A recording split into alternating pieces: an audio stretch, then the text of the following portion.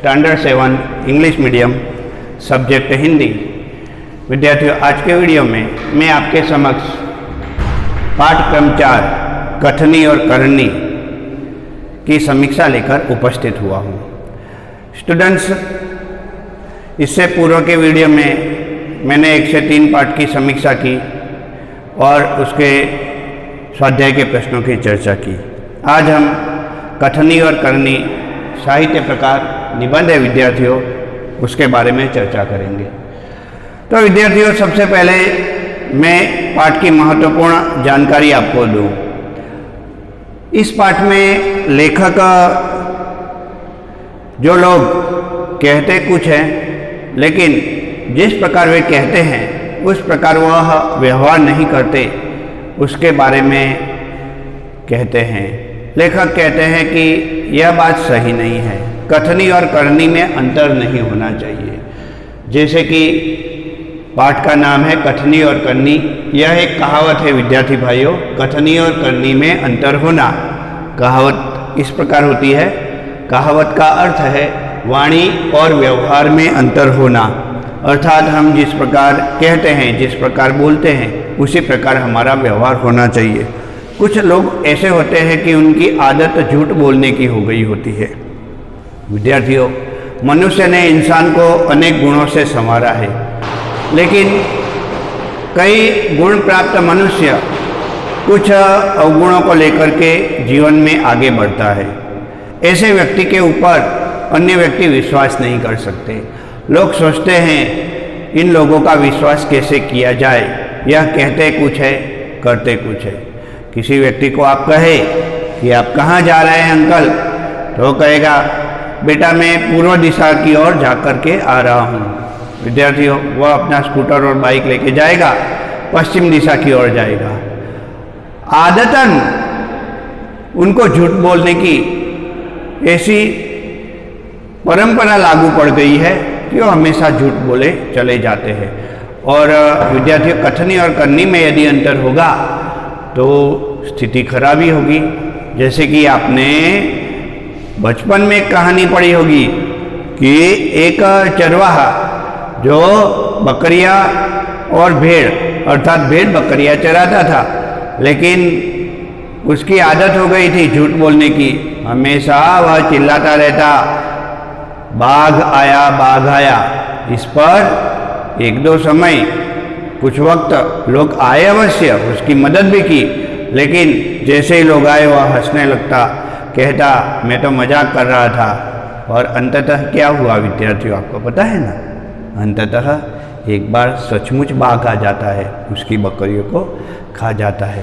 तो विद्यार्थियों, हमारे जीवन की परंपरा यह होनी चाहिए कि हम सत्य का पालन करें, हमारा जीवन सत्यनिष्ठ बनाएं, असत्य का पालन होना नहीं चाहिए। तो आइए विद्यार्थियों, पाठ की चर्चा करते हैं। पाठ के महत्वपूर्ण मुद्दे, जैसे कि श्याम फलक पर आप देख सकते हैं, कथनी और करनी में अंतर नहीं होना चाहिए। पहला मुद्दा यहाँ पे है ईश्वर की अनमोल भेंट मनुष्य। लेखक अपने प्रथम पैराग्राफ में क्या लिखते हैं देखिए। आप अपनी टेक्स्ट बुक ओपन कीजिए विद्यार्थी भाइयों और उसका प्रथम पैराग्राफ देखिए। लेखक क्या कहना चाहते हैं हमें पता चल जाएगा। ईश्वर ने मनुष्य को अन्य प्राणियों से श्रेष्ठ बनाया है। तो विद्यार्थियों, श्रेष्ठ अर्थात उत्तम पर्यायवाची शब्द है। यहाँ पे हम कुछ पर्यायवाची शब्द भी देखेंगे।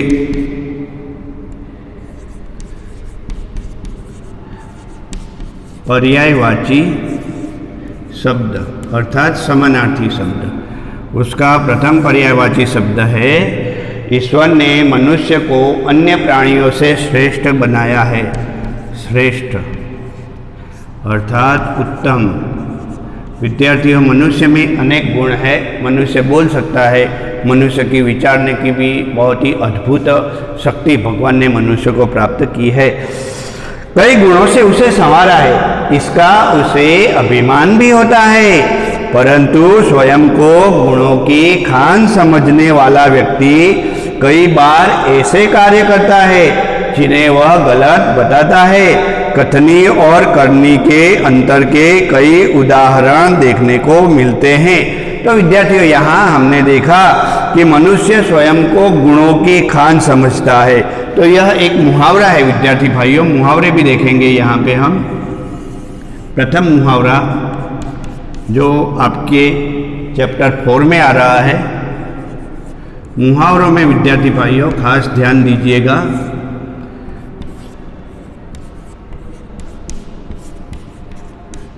गुणों की खान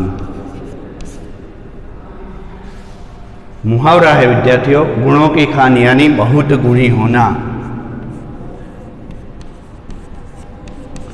बहुत गुणी होना। क्या आएगा विद्यार्थियों आंसर? गुणों की खान अर्थात बहुत गुणी होना। अर्थात इसका वाक्य लिखिए, यह अर्थ हुआ विद्यार्थियों। वाक्य लिखेंगे तो मनुष्य को ईश्वर ने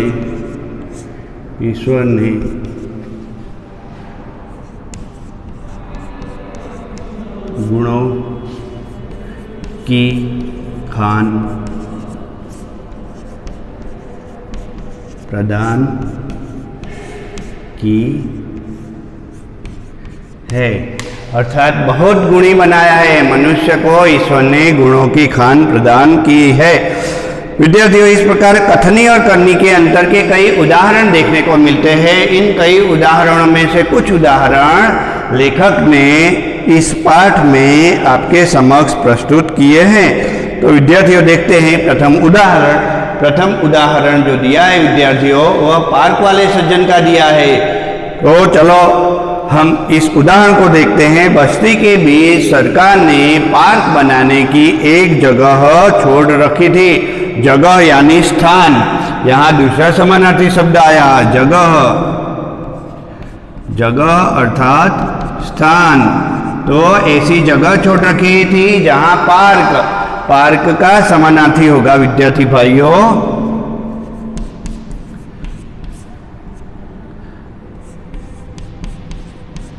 बाग या बगीचा। तो विद्यार्थियों बाग या बगीचा बनाने के लिए सरकार ने कुछ जगह छोड़ के रखी थी और अचानक वर्षा ऋतु आरंभ हुई।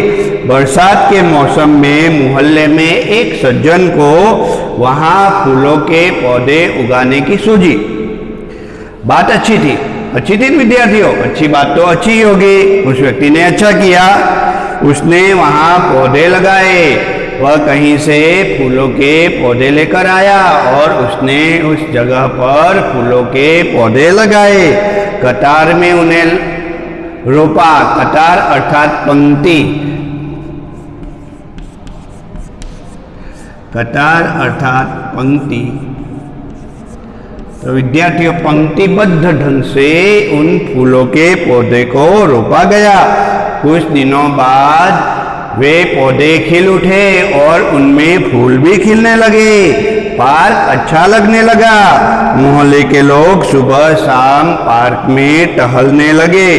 तो विद्यार्थियों सुबह शाम मोहल्ले के लोग उस पार्क में, उस बगीचे में, उस उपवन में जहाँ फूल खिले हुए थे, सुंदर लग रहा था वह स्थान, लोग वहाँ आने लगे।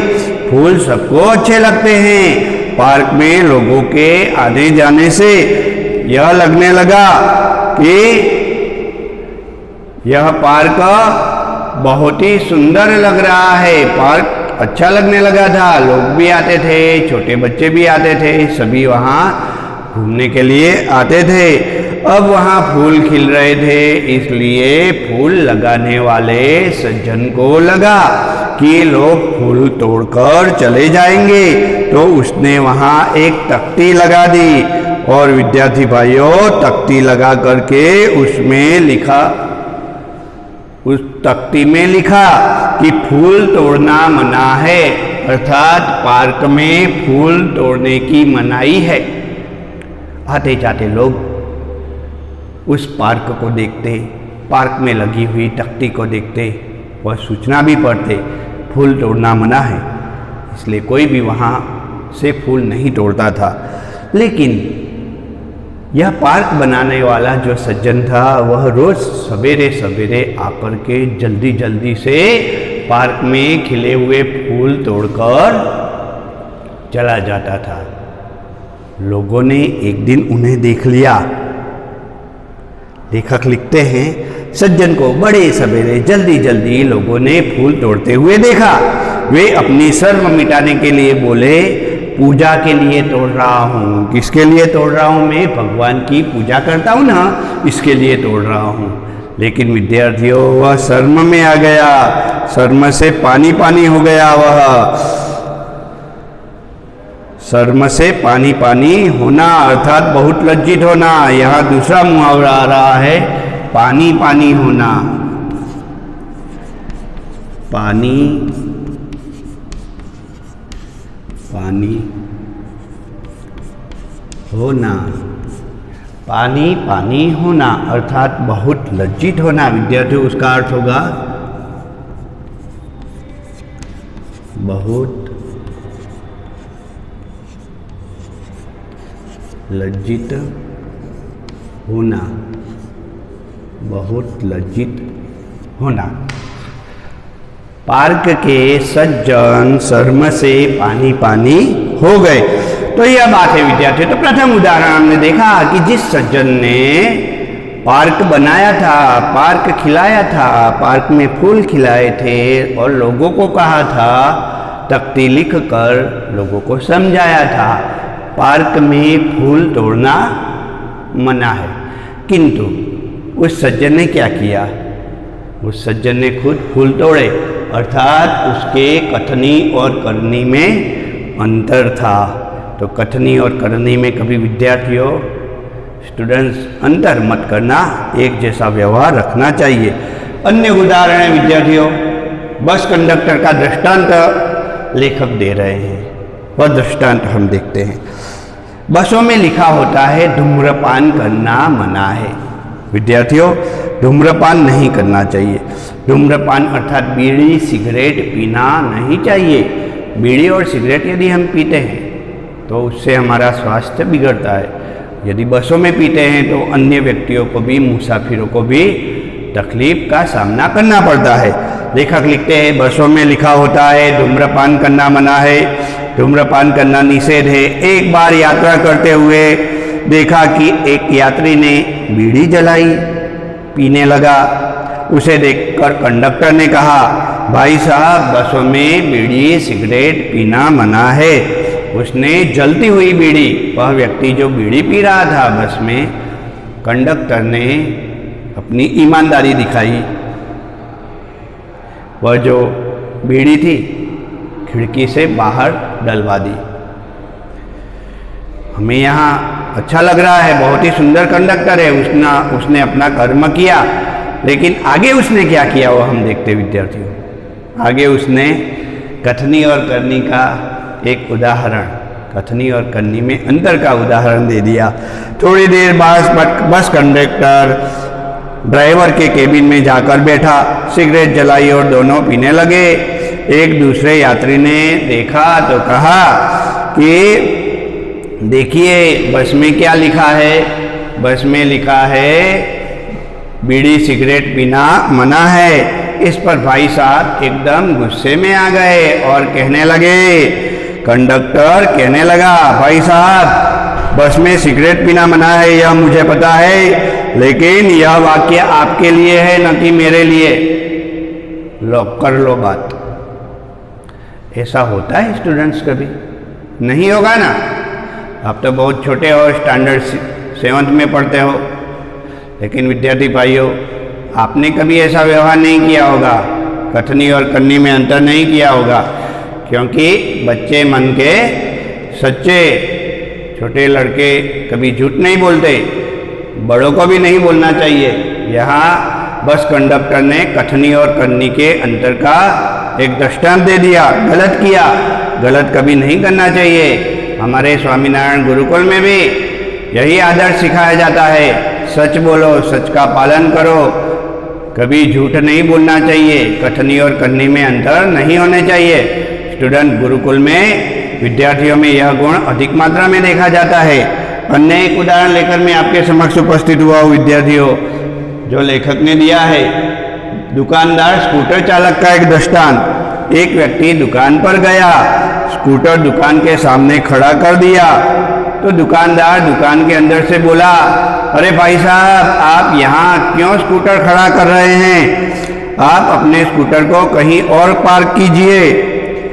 सज्जन ने कहा, मुझे ज़्यादा देर नहीं रुकना है, बस आपकी दुकान में और आसपास की दुकान में से थोड़ा बहुत सामान लेकर चला जाना है। दुकानदार बोला, पर दुकान के सामने सड़क पर स्कूटर खड़ा करना कोई अच्छी बात नहीं है। आप एक काम कीजिए, सामने जो साधन पार्क किए जाते हैं वहाँ स्कूटर पार्क करके आइए। सही बात कही विद्यार्थियों। दुकान के आगे पार्क करने पर वाहन व्यवहार रुक जाता है और बहुत तकलीफ होती है। तो यहाँ दुकानदार ने सही बात कही, लेकिन विद्यार्थियों, दुकानदार खुद इस नियम का पालन करता था? नहीं। आगे लेखक ने कहा, सज्जन ने स्कूटर खड़ा करने के स्थान पर ले जाकर खड़ा कर दिया और वापस आकर सामान खरीदने लगा। इतने में स्कूटर लेकर दुकान पर एक लड़का आया। उसने दुकान के आगे स्कूटर खड़ा किया और दुकान के अंदर चला गया। इस पर उस व्यक्ति ने कहा कि अरे भाई साहब, अभी तो आप कह रहे थे यहाँ स्कूटर खड़ा नहीं कर सकते। तो इस लड़के ने तो स्कूटर खड़ा किया और आपने इसे कुछ नहीं कहा। तो विद्यार्थी, पता है आपको दुकानदार ने क्या कहा? आपने यह लेख पढ़ा होगा या निबंध पढ़ा होगा तो आपको अवश्य पता होगा। तो विद्यार्थियों, यहाँ दुकानदार ने उस सज्जन को कहा कि अरे भाई साहब, ये तो मेरा बेटा है, लो कर लो बात। नियम कानून सबके लिए होने चाहिए। किसी व्यक्ति के लिए नियम कानून हो, किसी के लिए ना हो, यह बात सही नहीं है। आगे विद्यार्थियों, एक अन्य उदाहरण दिया गया है। दुकानदार और स्कूटर चालक का दृष्टांत देखा। किराएदार और सज्जन का उदाहरण देखते हैं। एक दिन एक सज्जन को एक अन्य सज्जन मिलने के लिए आए। अर्थात घर में 2-3 व्यक्ति बातचीत कर रहे थे। वह दोनों मित्र बातचीत में मग्न थे कि किसी ने दरवाजा खटखटाया। उन्होंने खिड़की से झांक कर देखा, बाहर मकान मालिक खड़ा था। अब क्या हुआ? जो मकान मालिक था वह किराएदार के पास किराया लेने के लिए आया था, 4 महीने का किराया।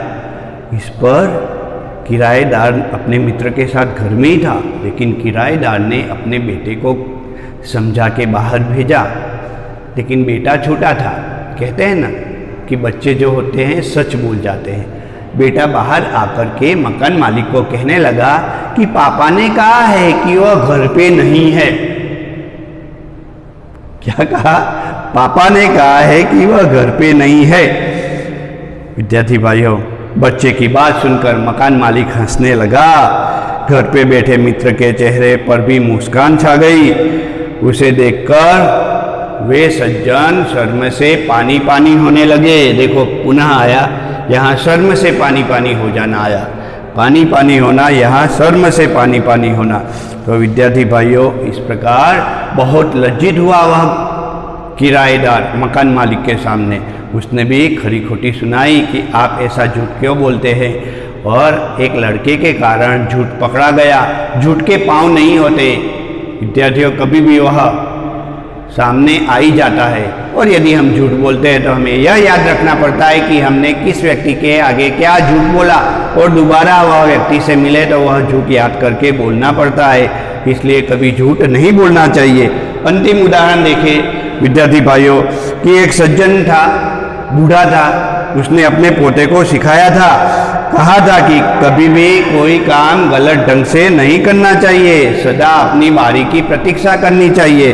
अब हुआ यह कि वह जल और बिजली का बिल भरने के लिए गया तो वहाँ लोग कतार में लगे हुए थे। इस पर उस